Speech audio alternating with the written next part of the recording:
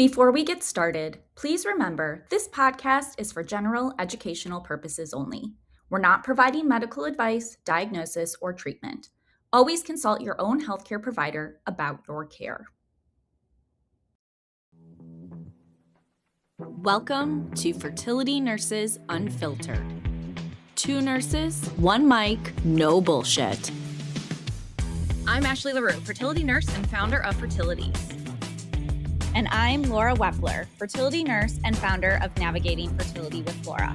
You got questions, the internet has a lot of opinions, but what you really need is 2 fertility nurses who aren't afraid to tell the truth. No scripts, no sugarcoating, just honest, evidence-based nurse-to-nurse conversation. So let's get into it. Hey everyone, welcome back to Fertility Nurses Unfiltered. As always, Laura and I are super excited to be with you this week, and we may even be more excited about today's episode topic. We're going to be tackling one of the biggest questions we hear all the time, probably one of the most commonly Googled things in fertility. What can I eat, take, or do to improve my chances of getting pregnant? So today we're talking about nutrition and fertility. The internet is full of answers and misinformation regarding this question, and there are so many people trying to sell you something. So today we're going to cut through all that noise and talk about what the evidence actually says, what's hype, and we're going to talk completely judgment-free, realistic, and as always, unfiltered. And we have the perfect person to do it with us today. Our guest this week is Jillian Beck Rogers. Jillian is a fertility nutrition and wellness coach, helping women who've been trying to get pregnant improve their fertility with the right nutrition and lifestyle habits so they can take back some control and increase their chances of a healthy pregnancy. She brings both lived experience and science-based strategy to her coaching, blending emotional support with practical food-first tools inside her signature program called Fueling Your Fertility. When Jillian's not working with clients, you'll find her out and about in Los Angeles, probably rocking a crop top at her local climbing gym or hanging out with her husband and adorable Cavapoo, Lulu. I love that last part. Jillian, we're so happy to have you here. Thanks for being with us. We're so excited to be here. Thank you for having me. Excited. So as we always kick things off, we'd love to learn just a little bit more about you. What made you so passionate about nutrition and wellness and fertility? What led you to become a coach, start your own program, and talk a little bit maybe about your own fertility journey? Yeah, it's almost like, oh God, where did we start? It goes back so long. But yeah, I started off coaching back in 2022, and I was a health coach supporting clients with a wide variety of health goals, mainly around like emotional eating, helping them really build a healthier relationship with food, managing stress, helping with low energy, weight management, a lot of those kind of typical things. And I noticed that a lot of my clients were coming to me who were trying to get healthier in preparation for trying to have a baby. So whether they were trying naturally for the first time, they were preparing for IVF, or they were trying again after loss. And I noticed that this was just a real need with a lot of women. I also was connecting with it myself because I was entering this next stage of wanting to have a baby. So I felt more personally connected to it. And I really wanted to niche into more perinatal nutrition, specifically more preconception, because that's just where I felt more called. And so I wanted to, up my certifications. I went and got certified as a perinatal nutrition expert. And while I was doing that training, I was learning about all different stages, but I was feeling really connected to the fertility piece of it all. And during this time, I was also going through my own fertility journey. So I've been trying to get pregnant, and I had been diagnosed with unexplained infertility and, the not real diagnosis of, unexplained infertility. And so I had my own questions, my own frustrations, and I just felt really connected to it and saw like how big nutrition plays a role, but it doesn't get talked about as much. Mm-hmm. There's so much attention being focused on like what you're eating once you're pregnant and like after those like later stages, but there's just so much that happens before.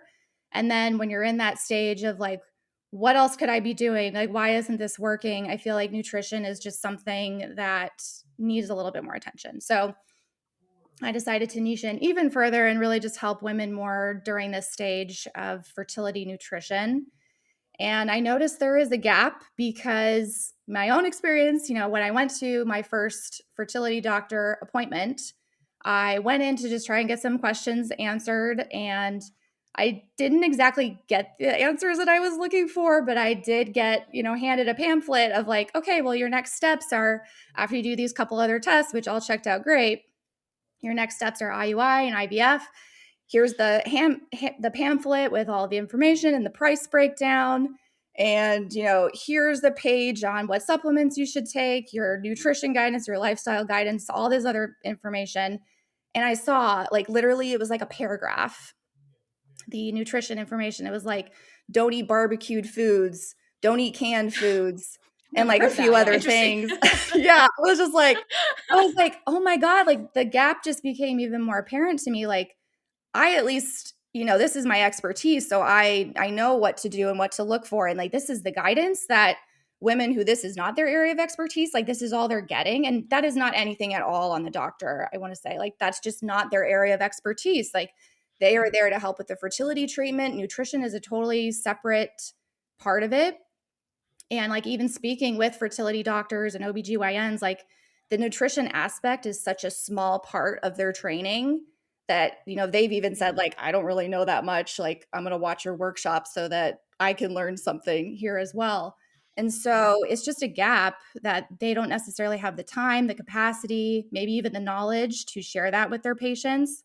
And so if you're just going to your doctor to know all of the things that you need to learn or look into, and that isn't really mentioned, then you may not think that it's necessarily as important, but it is. And so I think it's just a big gap that needs to be talked about and addressed a little bit more. And so that's really what I'm here trying to do. But I will say, like, it's not just helping people with what to eat in order to get pregnant. Like, obviously, that's the ideal goal. But I really like helping people build like a healthier relationship with food. So it's not only going to help you hopefully get pregnant. Obviously, there's no promises in any of that, but it's also going to increase your chances for, a healthier baby, a healthier pregnancy, their long-term health as well. Like it starts now. And it's also your relationship with food. Like we don't want to have like an unhealthy relationship with food. And so I think it's good to start that earlier if possible. That's amazing. I'll say, I think even to credit the clinic that you went to, the fact that there was any blurb about nutrition, I think true. There's something. Yeah. But even still, I mean, if I think back to my time, I don't believe that we had any information that we gave out initially about nutrition. And like when I really stop and think about how much of a gap there is there, like you're right. It isn't just about like optimizing your health for fertility, but it's preparing your body for a healthy pregnancy. And I think there's so many areas, I mean, even outside of fertility, right, where we could all improve a little bit in taking care of ourselves. So super excited to dive into this conversation. Yeah. What do you think? So you got this blurb, and I remember at the clinic that I worked at, unless somebody asked about it, and again, if someone asked about it, it was, eat, it was very basic. It was very generic information, right? And I don't think it took into account if they did have a potential diagnosis or outside of, it was just general fertility stuff. And that can be helpful. And it's a general guide. And we had a blurb on the top of our supplement handout that we would hand out. And that was even problematic because it's great that we handed that out, but it was like, if you have PCOS, PMOS now, do this. But if you don't, it's not relevant for you. If you have DOR, do this, but don't do this. But people aren't reading through all that. We give so much information that people aren't reading through like, oh, this isn't relevant for me. I'm just going to take all this or I'm going to do all this. And so I guess my question there is like, where do you see like when you're working with clients, is it you're starting kind of from ground zero of like really educating and supporting their nutrition and their relationship with food journey? Do you see more people coming into it like doing all these things and coming at you like, well, I saw this and I'm supposed to do this, and you're trying to have to debunk the misinformation? Like, where do you see most of it? Is it ground zero, or are you kind of coming in the middle and kind of having to break through all the noise? I mean, I think it can be a little bit of both, but my experience so far has mostly been like a little bit more ground zero. It's like I don't really know what to do, or I think I know this, and like I want a little bit more guidance. And there's always going to be, clients who are taking in a lot more on social media, and maybe there does need to be some myths debunked. But I find it interesting with coaching. Like, my job is to educate and do it in a way that they can help, it can really integrate into their lifestyle.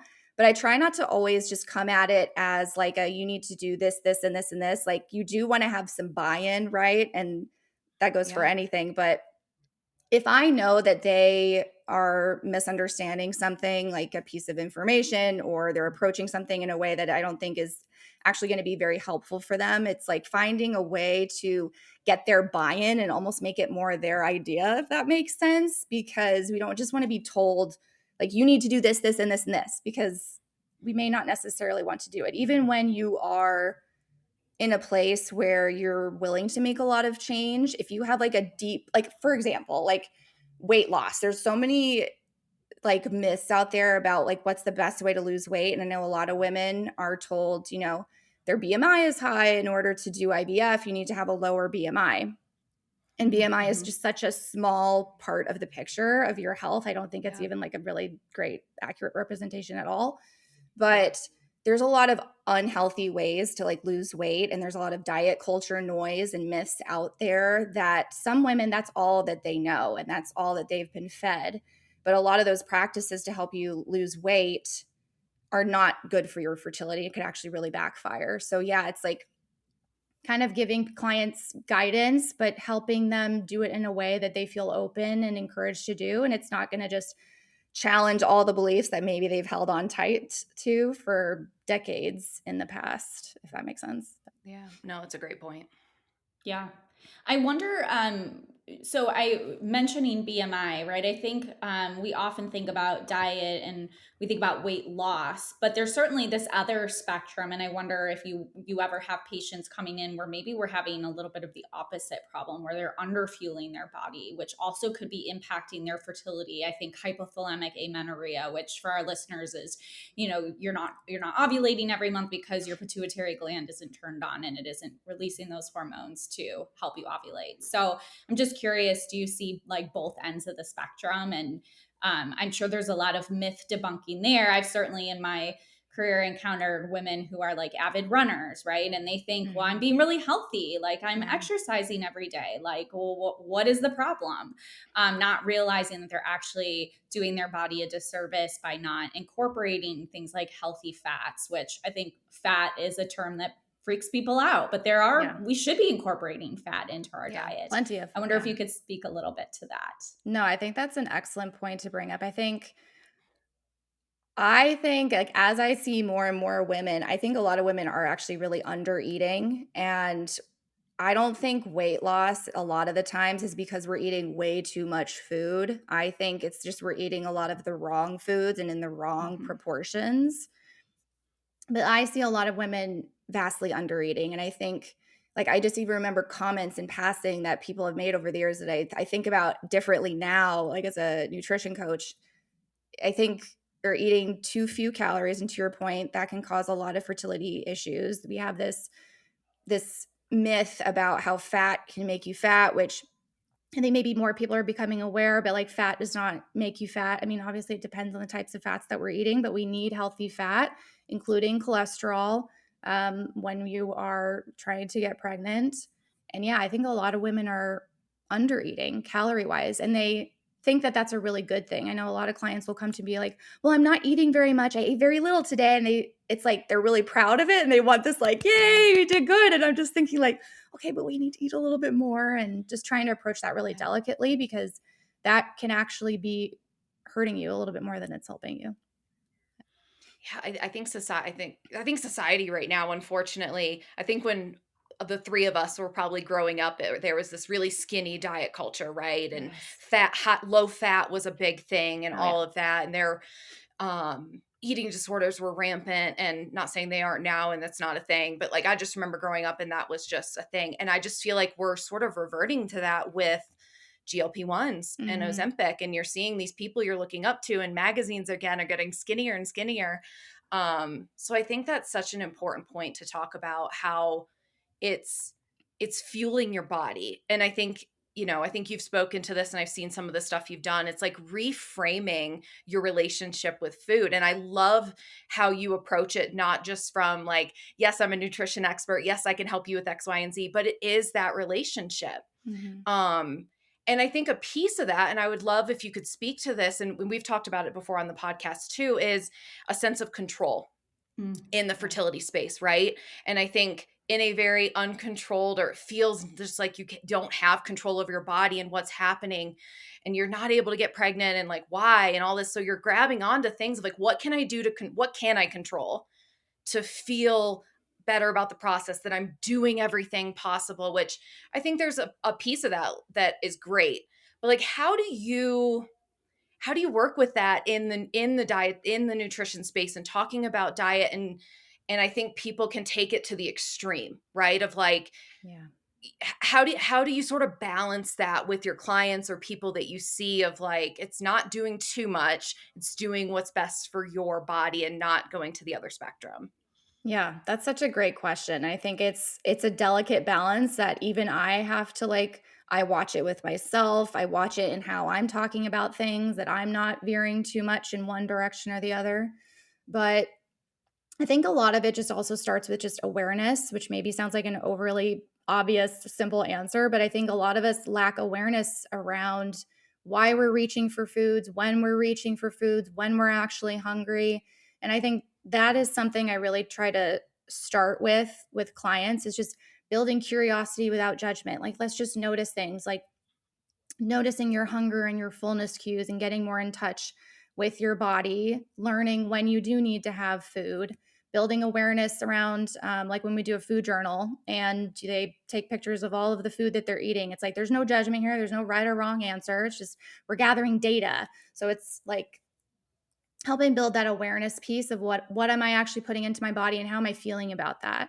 And then to your point about, having a healthy relationship with food, something I talk about a lot is understanding our hunger and noticing the difference between like physical hunger and emotional hunger. Because a lot of the clients I've worked with are, they struggle with emotional eating or comfort eating, whatever you feel more comfortable calling it, stress eating, all of those things. Like if you're under a lot of stress and you're going through IVF and you're just like eating weird stuff, and that might be something you connect with more than emotional eating. But essentially you are soothing yourself, whatever emotions you're feeling, with food. And so the first part of that is just building that awareness. So like, isn't it interesting that I am wanting to like reach for that chocolate cake right now and, have a third slice for today, or, just trying to build awareness as to, am I wanting that because I'm physically hungry? What am I noticing in my body right now? Or, I actually notice like I'm not really hungry right now. I am reaching to this because like I am wanting to avoid something that I feeling right now, or avoiding a meeting that I'm stressing about in an hour. I'm bored, whatever it is. And just, so I think building awareness is a big part of that, to just start to understand like what your relationship with food is. And then you can kind of figure out like how to start changing that if it's not maybe the best that you would like it to be.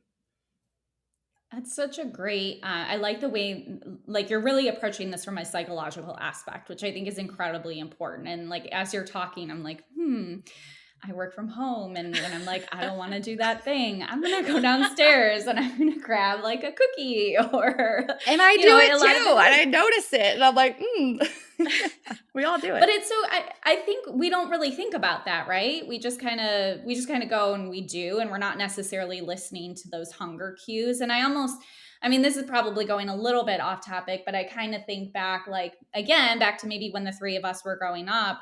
We grew up probably in families that were like, you need to finish your plate. You need to finish everything on your, everything on your plate. And so we maybe kind of like lost that ability to sense when we're actually full, because we were kind of, cued to keep going, even if you're full. you got to finish everything on your plate because there are starving children in Ethiopia. I feel like that was like what was said when I was That growing is up. such a good point, though. It's true. Yeah. Like my dad, I grew up saying the same thing, but he also grew up hearing the same thing too. And then he started to realize like, oh, this isn't actually good, and kind of started to change his tune. So yeah, we lost that mindfulness, right? Like we weren't taught that. So it was just, and then as we got older, we had that control, right? At the point, but we didn't know how, to balance that. Not everybody, but I personally struggled very much through teenage years with eating and mindful eating and weight fluctuations and diet culture, and it very much influenced me. So I can only speak from my own experience, but I think that's, and a lot of people going through fertility right now are around our age and grew up the exact same way. So I agree with Laura in that the way you approach working with your clients, and it's not nutrition. I think that's what also my guess would be why you included the wellness piece too. It's like, it's not just the nutrition and the diet and what you're putting in your body. It's what is that relationship? How is that fueling your body? How is that working with your fertility? And let's combine all of that together in a whole body experience, and not just like a little tiny piece of it. And I think that is absolutely a gap, and what is missing in a lot of fertility journeys. yeah, because you can be told like you need to eat this, this, this, this, and this. And like that's a helpful place to start. But then what do the people do who are like, yeah, but all I want to eat right now is just like a bunch of sugar, and like I just don't feel great, and I'm stressed about all of this, and like I just need some comfort right now. Like, what do those people do? And then they feel guilty. And then if something doesn't go right, you blame yourself. You're like, well, I wasn't eating well. And, there's just so much guilt like wrapped up into the cycle. And so, yeah, I think you have to approach it with this whole person approach, and just understanding that like there's no one thing that is going to make or break any of this. Like, you just do what you're able to do. And yes, it can make a big difference, but it's not going to like break you either. There's no like one piece to all of this, and you can't control all of it. There's so many things that are out of your control. And this is one aspect that you can have a little more agency with, if that's like I feel like a little bit better word than maybe control, but it's whatever people kind of gravitate towards, but it's like something you get to play a part in, but also understanding that if it doesn't go the way that you hoped, to not blame yourself or load yourself up with guilt. Because that's not I think a lot of patients. I think that's what a lot of patients do, right? Going back to both that point and what Ashley said earlier, it's like one aspect of a really uncontrollable journey that I think patients feel like they can control. Mm-hmm. And I think it's really hard, at least, for me as a fertility nurse, fertility coach, and I'm sure Ashley too, like we get that question a lot from patients of like, well, what can I eat? And I think they're looking to us to like specifically lay out, like, this is exactly what you should be eating. Because if you eat this way, right, it's gonna up your chances of success.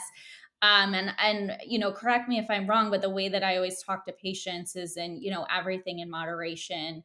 I talk a lot about the Mediterranean diet, and I would love to hear your take on that a little bit. But the way I see it is, if we try to be too perfect, I think things probably end up going in the other direction. So the way I always kind of joke around with patients is like, I like pizza. I do like pizza Fridays at my house, right? We don't every time, but we do a lot of pizza. Okay.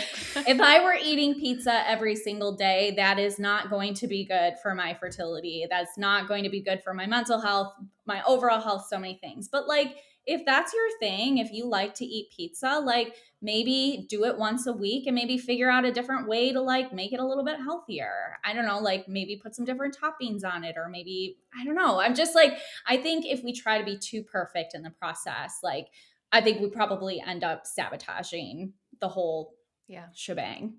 I completely agree. I have the same approach where it's like, also just meeting people where they're at. I think you can get into this place as, like an expert giving guidance or whatever, like this is the gold standard and this is what we want to aim for. And like, I do that too when I'm delivering information, right? Of like what we ideally want. But the reality is when you're meeting with a client, it's like, okay, well, what's just one step in the right direction? So if you are enjoying your pizza Fridays and that is something you don't want to give up, then great. How can we prioritize that. And then how can we maybe make it a little bit healthier? Can we like add some fiber to go along with it, add more veggies? Like what can we do to kind of beef that up to make it a little bit more nutritious?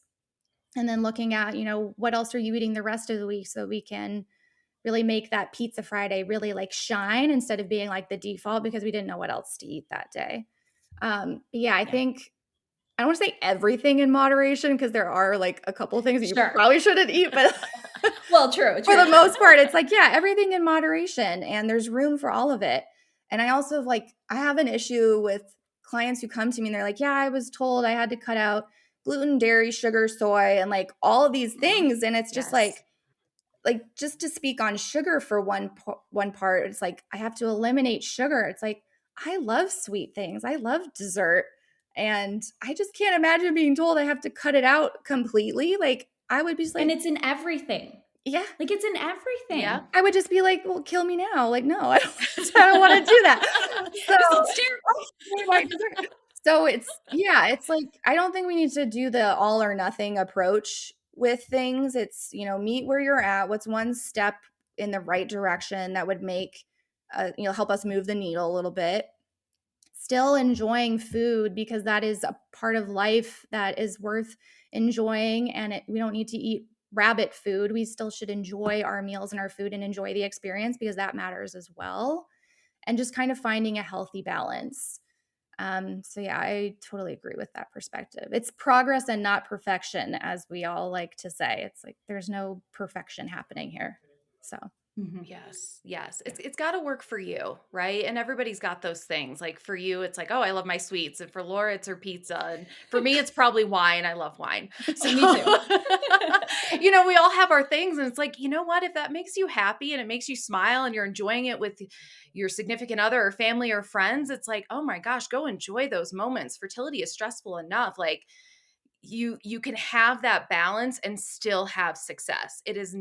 Being perfect. I think I saw something the other day. It was like, you do not have to earn your fertility journey. You don't have to earn your baby. It's, I like that. You don't, just because, if you're, like you said, if you didn't do something perfect, then you start blaming yourself and the guilt and, no one can take that away. We're going to have those feelings and those are normal, but gosh, you don't have to earn that. And you're doing the best you can. And I promise you're doing enough. I think I've said that before. And I would love to switch gears a little bit, but we kind of started talking about it, but I would love to highlight some of these things that are out there and sort of talk about them from a real perspective. And so Laura brought up the Mediterranean diet. So I would love to have you speak about what is the Mediterranean diet? Who is it really for? How do we realistically incorporate that? It's talked about a lot in fertility space. And then, not to be long-winded, and this could be the second part, but I would also love for you to talk about the anti-inflammatory diet because you hit on that too, eliminating sugar and caffeine and alcohol and gluten and dairy and things that cause inflammation. And again, there's a piece to that could be really helpful, but that elimination culture too. So that was really long-winded. It's probably gonna be a really long-winded response. So apologies, but I would love to kind of speak to those two because they are very much out there. How do we narrow it down and give realistic guidance with those type of diets? Yeah, no, I think that's super important to talk about. And hopefully I don't give a boring, long-winded answer, but I think it's so good to dive into this because, Mediterranean diet, as you guys said, I don't usually like putting a label on it. Like when I work with clients, I don't say we're going to work on a Mediterranean diet, but for the sake of putting it's searchable, it's understandable. We like to put a label on things that helps us understand things a little bit more. A Mediterranean diet has been studied to show that it does improve fertility rates. So that is characterized by a lot of plant-based foods. So a lot of fruits, veggies, legumes, whole grains, healthy fats, including olive oil, fish, seafood, poultry. There's also eggs, dairy. And it's characterized by also minimal processed foods, minimal red meat, added sugar, refined carbs. And it also really emphasizes that mindful way of eating, which we kind of touched on.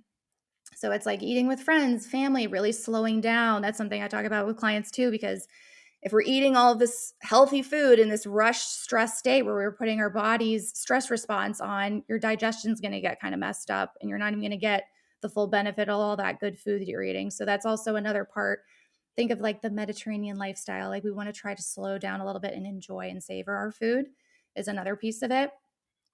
But yeah, really focusing on plant-based eating, which I will say meat is still an important part. And plant-based just means it's primarily plant foods. It doesn't mean that it's vegan or vegetarian necessarily, because I think maybe that gets a little bit misunderstood. But yeah, that's in a lot of like the Mediterranean diet. The way that I like to kind of approach it with clients and helping find this balance is really focusing on putting protein, healthy fat, and fiber on your plate for all of your meals and your snacks. So if you can just focus on that one thing, if you take nothing away from today, is to start building awareness as to like what is on your plate. Do I have a healthy fat? Yeah. Do I have some fiber on there? Do I have a protein? And start looking at if one is missing, what can I add to my plate? So instead of thinking, oh, what do I need to take away? What should I not be eating? Because I think that's a lot of the initial guidance of what to not be eating during this time. And you're going to be getting plenty of that when you're pregnant and worrying about that later. So like, let's just focus on what you do get to eat. So what can I add to my plate to make it more colorful and get those macronutrients in? Focusing a lot on those plant foods, the healthy fats, a lot of seafood, things like that. And then I'm trying to think of what the next part of the question was. Oh, sorry. Yeah, I made it very long-winded. No, No, you kind of touched on it. It's like the elimination. It's like the anti-inflammatory. yes. Like inflammation's a really big topic. So if you could just talk about kind of like Yes. that piece and the anti-inflammatory diet that's out there. Yeah. So an anti-inflammatory diet, essentially, I mean, the Mediterranean diet is an anti-inflammatory diet. It's kind of like, is it a square or rectangle or whatever? It's like it counts as an anti-inflammatory diet. But that is characterized basically by it's a healing diet. So it's healing your gut, it's calming your immune system down, and it's reducing the things that tend to flare up your immune response. And so an anti-inflammatory diet is going to be high in antioxidants and phytonutrients, which are found in a lot of plant foods.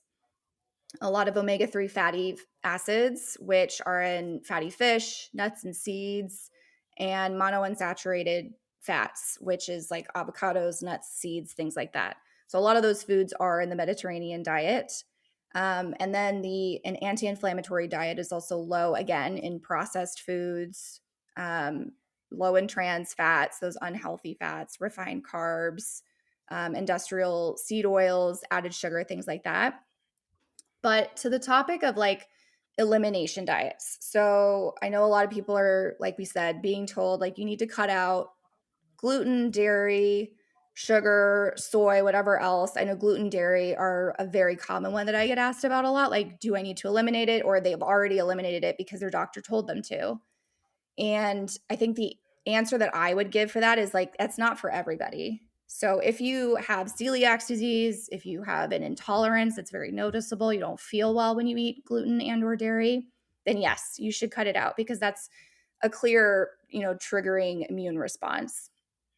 Now, if you don't feel those things, I would say that it's probably best not to eliminate gluten and dairy because there's a lot of nutrients that come from those foods that can actually help lower inflammation and help you, potentially get pregnant, but also just help your nutrition even when you are pregnant.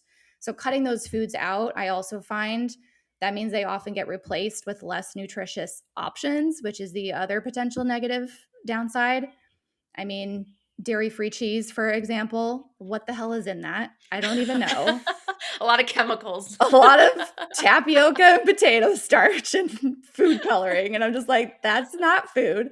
Again, I understand if you have like a horrible response to dairy and you don't feel well and you just like really want some cheese, like I understand like that's different. But like the alternatives are not always as nutritious and can be filled with lots of things that are just going to make the problem worse. So yeah, if you don't have an intolerance, that is not a blanket statement and doesn't fit for everybody. And you could be missing out on a lot of key things. So yeah. I think that's great. No, it's super helpful. I think that's great. Yeah, because I think people assume that eating like non-dairy cheese, right? I agree. What the heck is that? But they probably think, well, dairy, fat, like not good, cholesterol, right? Those are the terms that come to my mind when I think about those things. Yeah. Or I also think about like I don't know if it's as much a fad now as it was, but like the whole plant-based meats, right? Like Mhm. the plant-based burgers. I can't remember what the terminology was. I'm like Yeah, blinking. no. Meat alternatives? I don't Yeah. Yeah. I mean, are So it we was not like a supposed to name. name brands? Impossible Foods? Oh, okay, yeah. So maybe we shouldn't name brands anyways. But yeah, like I think people who maybe weren't even necessarily vegetarian or vegan were like, oh well, I should eat this anyways because Mhm. it's obviously going to be better for me because it didn't come from an animal product.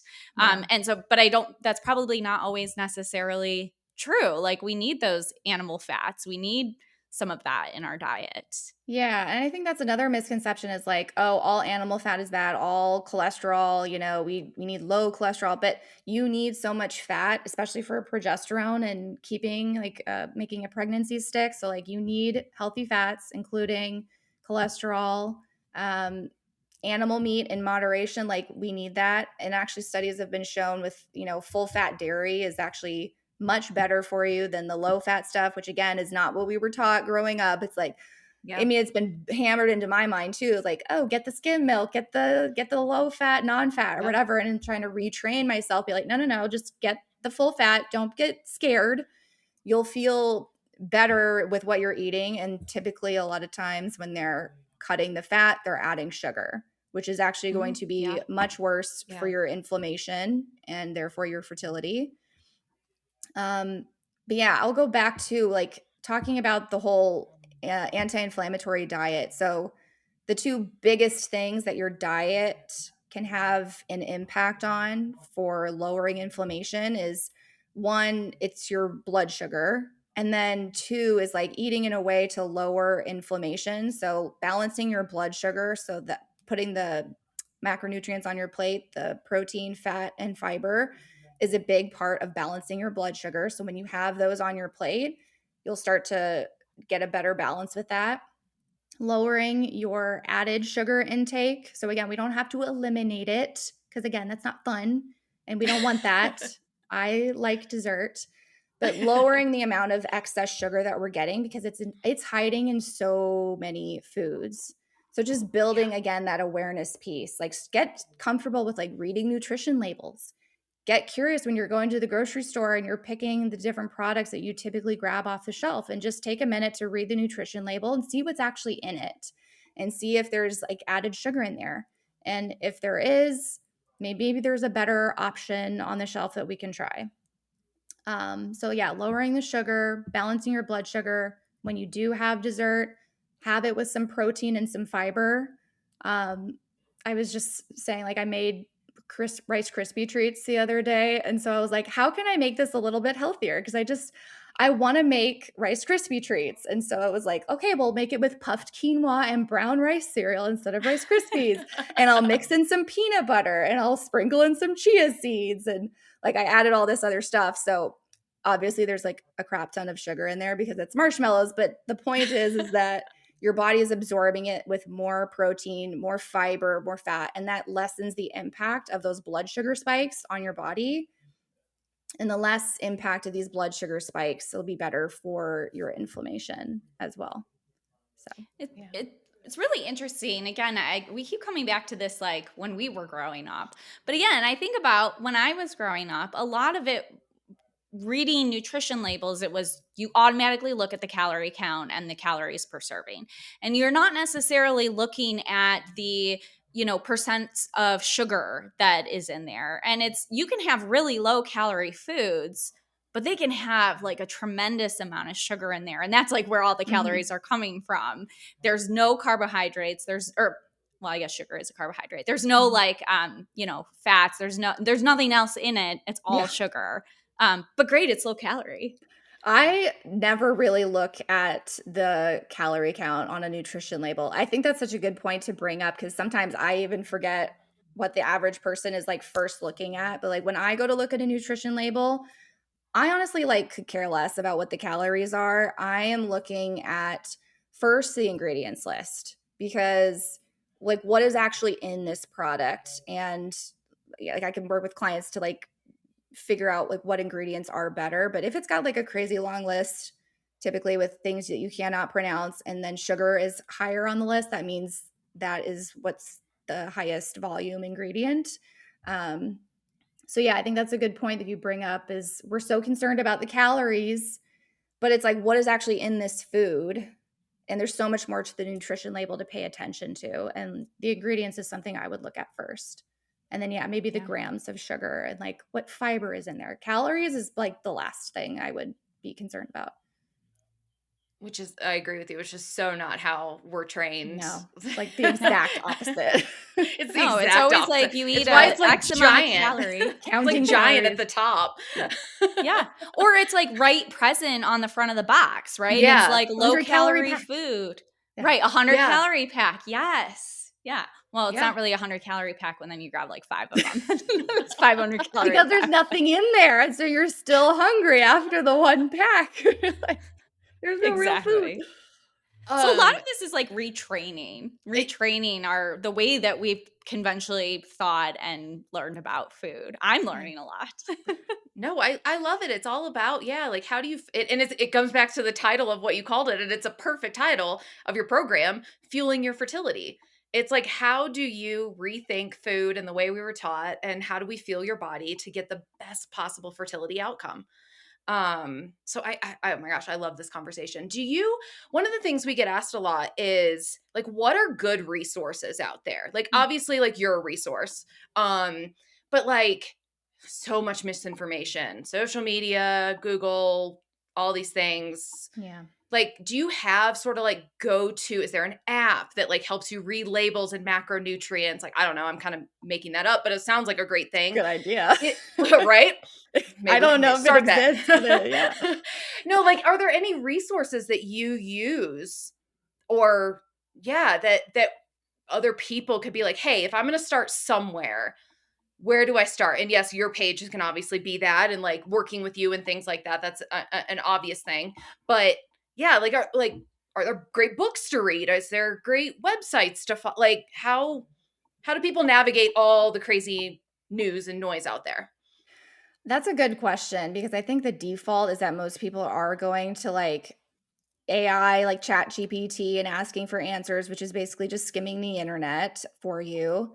And yeah, I mean, it is a good question of like, is this information trusted? Because you'll find a lot of information out there, but it's not necessarily very good and accurate information. I mean, I will say, if you want to sit and read studies, which is not fun for the average person and probably have zero interest. But yeah, PubMed is like a good, resource, pubmed.gov, I think, and you can search all sorts of medical journals and research in there. But the average person probably is not going to do that. I mean, for the average person, I'm honestly trying to think of like, what is the best resource? I mean, certain books that I have read that I think are good. I'm like looking because I can never remember the titles. I can't. Getting to Baby is a good book that I recommend that one by Judy Simon. Yeah. And I actually interviewed Angela last year for my sorry, I don't know if you can hear me because I'm like literally reaching over for the book and I can't. We can, you're good. But yeah, I recommend that book. I mean, it really focuses a lot on plant-based eating, which I think is good. I think you can still have meat in your diet. I don't know if it emphasizes that quite as much, but yeah, that's a great resource. And it also really emphasizes the whole like learning how to get comfortable in the kitchen and cooking and having more control over what is going into your food, which is something like that I am a big advocate for and really try to work on with clients. So that's a good resource to start if you want to kind of get a little bit more like nutrition guidance. So okay.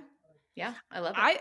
I would love to hear. I want to talk a little bit about myths. We've talked a little bit about this on the podcast, like some of the big myths out there. I'd love to These are hear fun. your take and like maybe. I mean, I like to learn the whys behind things.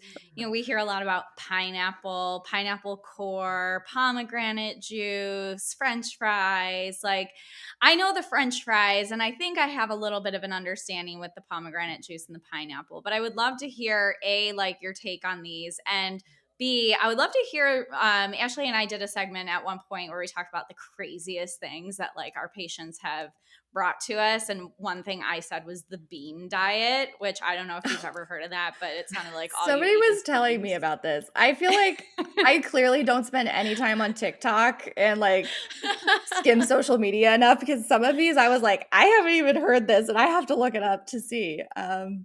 But No yeah. joke, I was driving in the car the other day listening to the radio, and I swear they were talking about this diet. I didn't listen too far. I think I caught like the end of the segment, but I'm fairly certain they were mentioning the bean diet. But I would love to hear like what are some crazy things that maybe you've heard? I mean, so you brought up the whole pineapple thing, and I thought this one was really interesting. I guess a lot of people, think that if you eat pineapple, it will help with your implantation. Mm-hmm. That is Yeah. actually not a very scientifically backed up thing. I would say that I guess the idea is that bromelain is like an enzyme and it will help lower your inflammation to help with implantation. But studies just are not conclusive to show that actually makes any bit of difference. But I will say that pineapple is a really great source of fiber and vitamin C, which is important for lowering inflammation. But I think it's important to know that like none of these are just like a magic pill. There's no magic bullet, magic pill, whatever it is, that is just going to be the thing that makes it stick and makes it work this one time. It's more about the little things that you're doing on a regular basis and sticking with that may not seem like very much, that are going to add up and make the biggest difference. So yeah, the pineapple core, sure, go ahead and eat pineapple. I would say maybe don't like go crazy and eat like 5 pineapples a day, because that is a lot of sugar, even with the fibers. So that might be a little bit too much. But yeah. And like seed cycling is one thing. I wouldn't say that that's crazy or anything, but that is one that does get asked about a lot. And like, is there any merit to seed cycling? Is that something you would recommend? So I do hear that one quite a bit. And seed cycling, if anyone's not familiar, it's ground flax seeds and pumpkin seeds during your follicular phase, and then sunflower and sesame seeds that you take during your luteal phase, and that kind of helps balance the estrogen and progesterone levels. Now, it seems like the science has been kind of inconclusive. There haven't been a lot of studies done to really like prove whether it makes a big difference or not. But there has been like case studies that have shown that women with PCOS, which is now PMOS, that it has helped regulate their cycles. And I know people that I've even spoken with who were regularly starting seed cycling for months, like did see an improvement. So I think maybe with just more research down the line, and I feel like it can't hurt. Again, like if you want to start doing seed cycling, I think it's not going to be harmful. Seeds, again, are rich in like fiber, healthy fats, and protein. They have omega-3s. They have a lot of good stuff in them. So I always tell people like we should all be eating more nuts and seeds, basically, unless you're allergic, obviously, then don't do that. Please don't. But yeah, those are like a couple that I hear about. So I feel like I've heard the term seed cycling. I don't think I really knew. Me what too. it I'd heard of it. was. I didn't know what it was. So and to be honest, like I had to look into it too, because like I had people asking me, and like I did more research into it, and it was like, and they would tell me about like this brand that they bought, and I looked into the brand, and it's like it was really hella expensive, and I was just like, I mean, and that's the thing, and that's right? the thing. Yeah.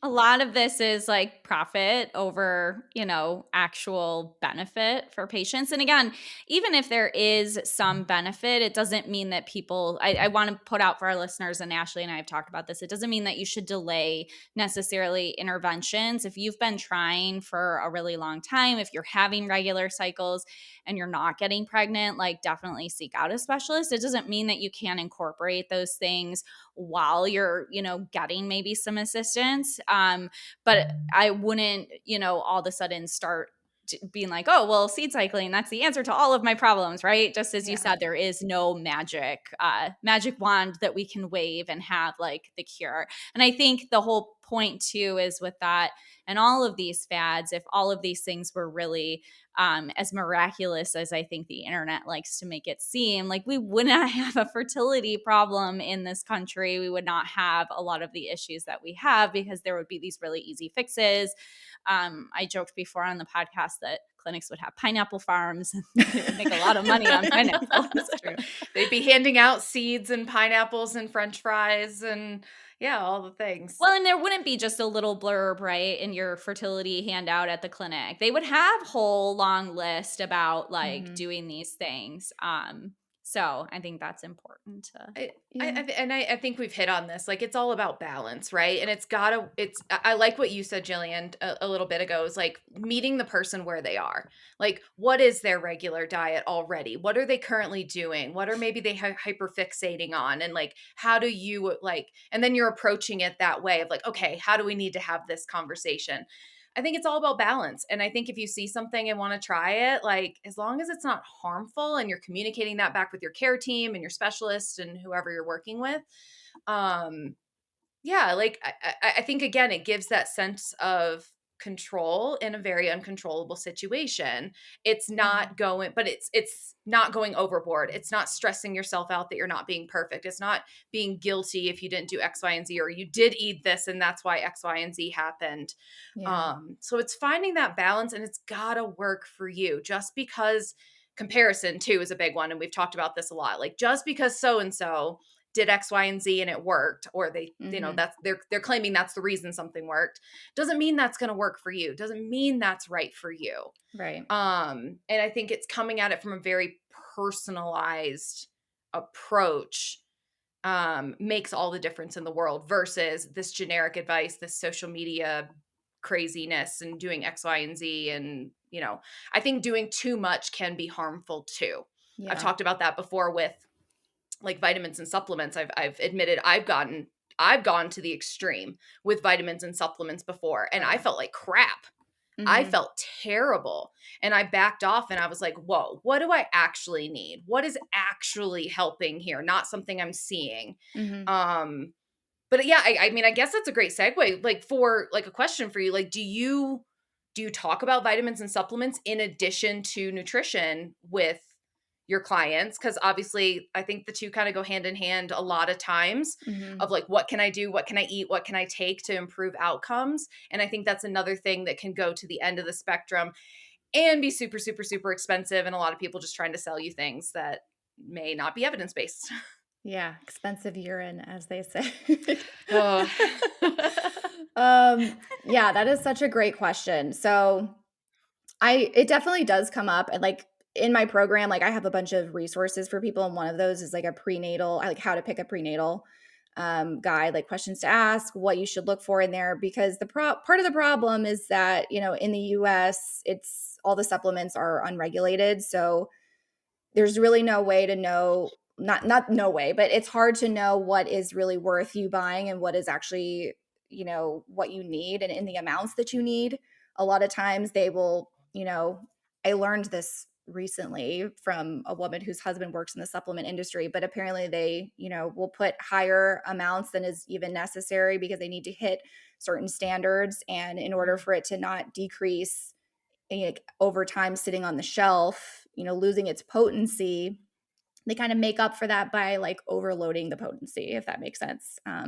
So a lot of times we're taking supplements and we don't even know the amount that we should be taking. I've done this before. Like I got a blood test years ago where it was like, oh, you're a little bit low in vitamin B12. So I went to the store and I bought a vitamin B12 supplement before I knew better.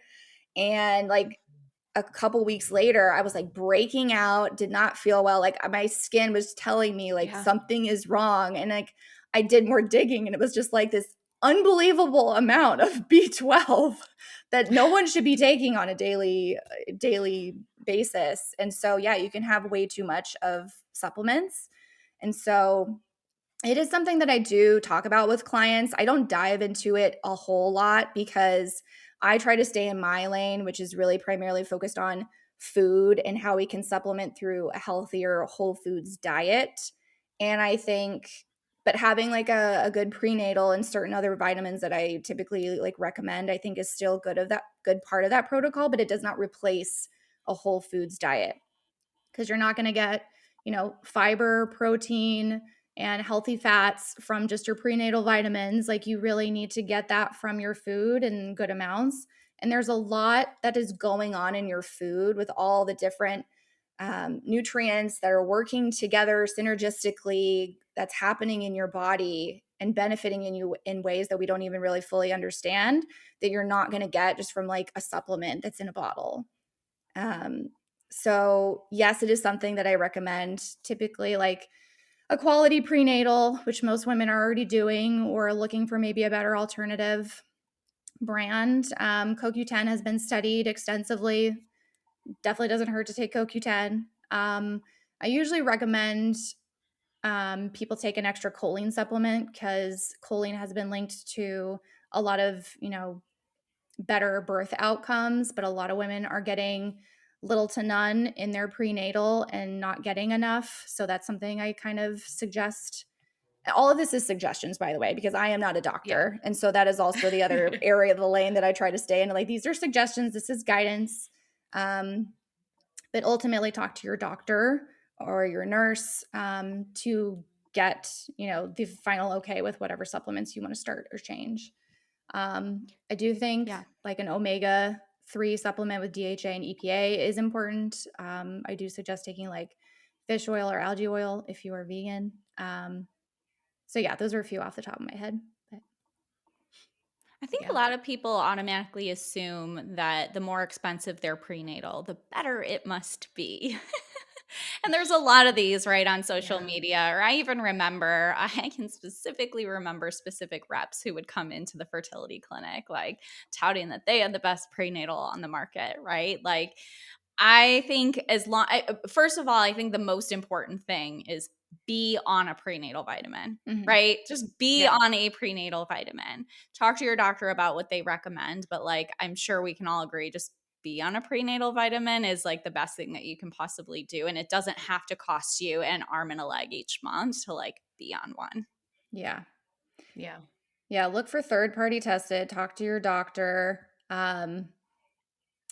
Making sure it has like certain key nutrients. But yeah, just because it's more expensive does not necessarily mean that it's great. I know there's certain brands that I know are very, very popular, but then I look at the amounts that are recommended against like guidelines that are in certain studies and what they recommend, and it's not necessarily the best. So yeah, price does not necessarily equal the value.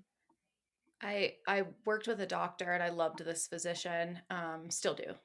But they hated the word vitamin. They always used the word supplement, and they would caveat that by saying it is meant to supplement your diet. And that was the way they described it. It's like, you cannot vitamin yourself or supplement yourself out of an unhealthy lifestyle, out of an unhealthy diet. And so it's fueling your body. And then, okay, what am I maybe missing? And then obviously, what do I need to take to have a healthy pregnancy? Folic acid, methylfolate, potentially, folate. Some of these things, like, yes, could be great to have extra because we just don't get enough of it in the diet in the US. And I loved the way they said that, because it just is like, it is. There is a reason it's called a supplement. It is meant to supplement, not override or replace. And you can't it's not going to be beneficial. So, I love that reminder. Yeah, absolutely. Really quickly, because I know we're getting to the top of the hour here, but question for you, because this is a topic I don't think gets talked about enough in the fertility space, and Laura and I have talked about it before, and I feel like we're trying to bring it up in more episodes because we focus so much on our female clientele. And there is another half to the scenario, and that could really benefit from a healthy diet and nutrition to improve sperm quality. Do you work with male clientele, or do you work with partners?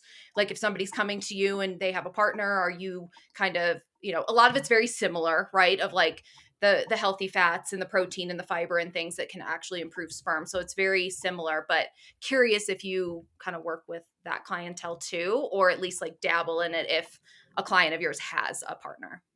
I love this question. I keep getting asked it more and more. So I'm like, maybe I should change my marketing and my business model. But to answer your question, it is so important. But no, I typically work with women. I have worked with men in the past when I was doing things besides fertility. But I would love to work with more men. And again, maybe that's also like it's partly a marketing thing. It's making men more aware that this is also available to them and that it is something that they should care about, and they can get support to help them do a better job with this and, make this easier. Because I mean, I do that with my husband because I do know that it is important. It's like we could give them guidance and stuff. With my clients, my experience with a lot of my women clients is that they're very, and this is not to say that everyone is like this by any means. It's just my experience with what I'm seeing majority is it's a lot of women who take charge, like they know what they're doing, and they are doing everything that they can to maximize their chances of getting pregnant and pulling out all the stops and working so hard to cover all their bases. Their husband does not necessarily take the same approach, at least with nutrition. And it's hard to get two people on board to like meet with you and care in the same way. That's not necessarily my experience. Like it's hard to do that. I would love to get a couple in and work with both of them together if that's something that they were open to, for sure. I just find that it's hard from, what they're open to in a scheduling perspective and things like that.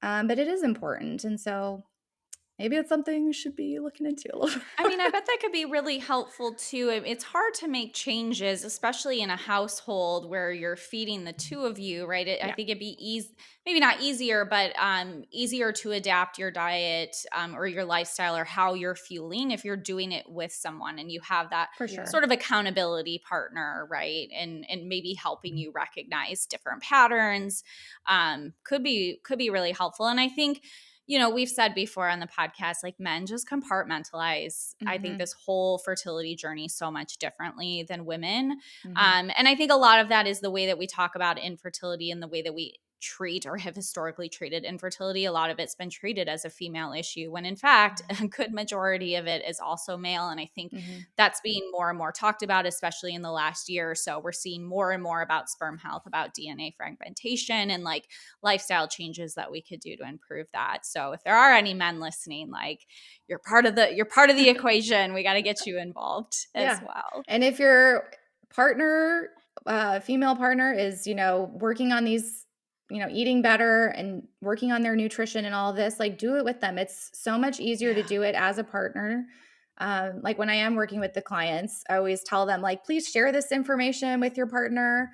Try and get them involved as well. Like even if it's not in this call with us, it's like share the information. And it's also easier to stick with too, because a lot of the times when we're self-sabotaging these healthy habits that we are working on, part of the reason I find sometimes can be, if we have people in our support system that are not on the same page, it can easily pull us back into our old, less healthy habits. And so it's a lot easier to make changes when you have that support system around you. Yeah, 100%. One thing that's been on my mind, I know we need to wrap up here, but it's just been on my mind a lot of this conversation is we talk a lot about what we can do to, the things we can control in our fertility journey. And we all know that it's a very emotional process. But I think sometimes we forget that how we eat also affects our emotions. I know personally when I'm eating really poorly, I may be having it right. I may be eating because I'm emotional, but then I'm emotional, not necessarily because I feel guilty about what I was eating, but because the food I'm eating isn't just like not making me feel good, right? And I think Mhm. that can also be maybe a little bit of a motivator for people to think about, is it's fueling your body to improve your health, improve your fertility, improve your chances of a healthy pregnancy. But it also, this is a very emotional journey. And I think that can also improve your emotions and maybe the way that you process or handle emotions while you're going through this process too. So it's just been on my mind as we've been talking. That's I'm a like, great point. I think about that Yeah. all the time. Like, It's I feel an like crap when I eat like crap. Yeah, it's like another layer of why this matters to you. And it goes beyond just the goal of like, I'm just trying to get pregnant. It's like it's lifelong habits and like feeling really good in your body and like not feeling like crap, which none of us want to. And your gut and your brain are linked. Like if you have a crappy gut with a lot of inflammation going on, it has been shown in studies like that is linked to more negative mental health outcomes. So yeah, Yeah. if the better that you can eat, it's going to help you physically, internally and externally. So yeah, I fully agree. Yeah. I love it. I think we could talk about this for hours. This has been such a fun conversation. Um, so to wrap up, Jillian, I would love to give you, or we would love to give you the opportunity just to, if people want to work with you, how do they find you? And we know you have an exciting thing that you're going to be promoting very, very soon that we want to give you the opportunity to talk about, and hopefully our listeners will join as well. Yeah, so you can find me in a few places. I'm on Instagram at Jillian Beck Rogers _health. You can also find me on my website. It's jillianhealthandwellness.com. I do have a 3-month fertility nutrition program. I'm also going to be creating an IVF prep intensive kind of a program that I think is going to be more like a 4-week thing for people who are kind of prepping for like a transfer or something like that, and they have a shorter timeline. So there's a couple of different ways to work with me. But also, I am going to be hosting a live fertility expert interview series, which you guys are a part of, and I'm very excited for. It's called Fueling Your Fertility: What to Know Before IVF. And we're going to have 6 fertility experts across 5 interviews for the week, all sharing different insights on, what to expect for women who are navigating IVF, IUI, and wondering what the heck do I do now, that they're probably not going to get in just a short 10-minute doctor visit. And we're going to be talking about things like, how to choose the right fertility clinic and what to ask your OB, the emotional side of IVF from the perspective of a reproductive psychologist who has also been there, IVF safe exercise from a personal trainer. We're talking to a reproductive endocrinologist on her perspective on how to advocate for yourself during this process. And of course, I'm talking about nutrition because that's my area of expertise. And why that's your secret weapon, no matter what stage of the game you're in. And it all starts June 22nd. And it will be on Instagram Live. But if you register, you'll also get all of the recordings in case you can't make it live. There's going to be speaker freebies you'll have access to. You'll also get to submit questions for us to answer live during Q&A. And there's going to be a raffle, and it's going to be really, really fun. So I just encourage everybody to sign up for that. And I hope we get to see you there. I'm so excited. That's That's going gonna to be be so so fun. great. Yeah. So everybody head to follow Jillian on Instagram, go to her website, register for this. And again, if you register, you don't have to attend live. If you can attend live, amazing. You'll see Laura and I there on the first day. So really, really excited about that and thankful for the opportunity for Jillian to allow us to share more stuff too and help support this community. But We'll link it all in the show notes for you. we will so link it it'll all all in the be show there. notes. There's a lot of links, so we'll do that later. All the links. Yeah, we'll make it as easy as possible for you to find. But Jillian, what would we always love to give all of our guests the opportunity to just like, what's your final sentiment for our listeners? Or if, you kind of said it already, like if you don't take anything away, here's this, but what would be sort of your final, just sort of if somebody gets one thing out of this or just some words of encouragement or something that you can leave with our listeners? Gosh, it's so hard to like put all of my thoughts and feelings into one concise takeaway. I guess I would just say like To have like compassion for yourself on this journey, and that there's no one thing that you can do, didn't do, that is the reason for the situation that you are in. So just have compassion for yourself, build awareness for your habits and how you're feeling without judgment of yourself. And I just want to encourage everyone to, pay a little bit more attention to how you are nourishing yourself, food and otherwise, during this process, and that, it doesn't always have to be this wild, crazy answer that is the magic pill for making this all better, but sometimes it's really just going back to the basics of just eating better and taking care of yourself. So I encourage everyone to do that. I love it. I love it. Amazing. Well, thank you so much, Jillian, for joining us today. We're excited to be with you in a few weeks. And for all our listeners, as we say every week, please like, subscribe, share, DM us, shoot us an email if you have any questions, follow-up questions that you would like us to address or talk about on future episodes. But thanks again for being with us this week, and we'll see you next time. See you next time. Bye. If this conversation resonated, like, comment, or subscribe, share, send us your questions. Nothing is off limits. And wherever you are in your journey, know this: you deserve support that's real and human. Never forget to ask your questions, advocate louder, and remember, you're not crazy. Fertility is hard. That's it for today's episode of Fertility Nurses Unfiltered. Thanks for spending your time with us today. We'll see you next time.